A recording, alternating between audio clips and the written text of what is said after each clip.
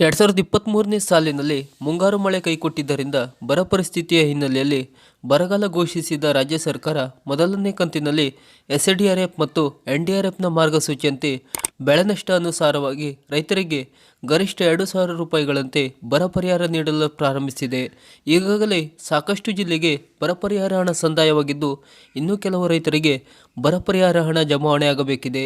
ರಾಮನಗರ ಜಿಲ್ಲೆಗೂ ಬರ ಪರಿಹಾರ ಹಣ ಸಂದಾಯವಾಗಿದ್ದು, ಜಿಲ್ಲಾಧಿಕಾರಿಗಳ ಅನುಮೋದನೆ ದೊರೆತರೂ ಇನ್ನೂ ಸಾಕಷ್ಟು ರೈತರಿಗೆ ತಾಂತ್ರಿಕ ಸಮಸ್ಯೆ, ಆಧಾರ್ NPCI ಲಿಂಕಿಂಗ್ ಸಮಸ್ಯೆ ಅಂತ ಕಾರಣಗಳಿಂದ ಹಣ ಜಮಾವಣೆಯಾಗುತ್ತಿಲ್ಲ ಎಂದು ಕೃಷಿ ಅಧಿಕಾರಿಗಳು ತಿಳಿಸಿದ್ದಾರೆ.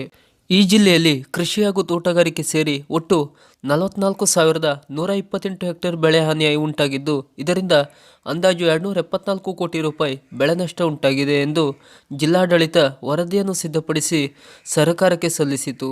ವರದಿ ಸ್ವೀಕೃತ ನಂತರ ಸರ್ಕಾರ ರಾಜ್ಯದ ಪರಿಹಾರ ನಿಧಿ ಎಸ್ಡಿಆರ್ಎಫ್ನ ಮಾರ್ಗಸೂಚಿಯಂತೆ ಜಿಲ್ಲೆಯ 63,689 ರೈತರಿಗೆ ಮೊದಲ ಹಂತವಾಗಿ 11,36,00,000 ರೂಪಾಯಿಯನ್ನು ಬಿಡುಗಡೆ ಮಾಡಿತ್ತು ಮತ್ತು ಅರ್ಹ ರೈತರಿಗೆ ಜಮಾವಣೆ ಮಾಡಲು ಜಿಲ್ಲಾಧಿಕಾರಿಗಳಿಂದ ಅನುಮೋದನೆ ಕೂಡ ದೊರೆಯಿತು.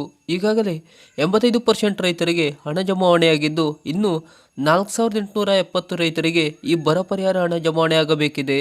ಈ ಜಿಲ್ಲೆಯ ಚನ್ನಪಟ್ಟಣ ತಾಲೂಕಿನ 531 ರೈತರು, ರಾಮನಗರ ತಾಲೂಕಿನ 756 ರೈತರು, ಕನಕಪುರ ತಾಲೂಕಿನ 867 ರೈತರು, ಹಾರೋಹಳ್ಳಿ ತಾಲೂಕಿನ 548 ರೈತರು ಮತ್ತು ಮಾಗಡಿ ತಾಲೂಕಿನ 2,168 ರೈತರಿಗೆ ಪರಿಹಾರ ಹಣ ಜಮಾವಣೆ ಬಾಕಿ ಇದೆ.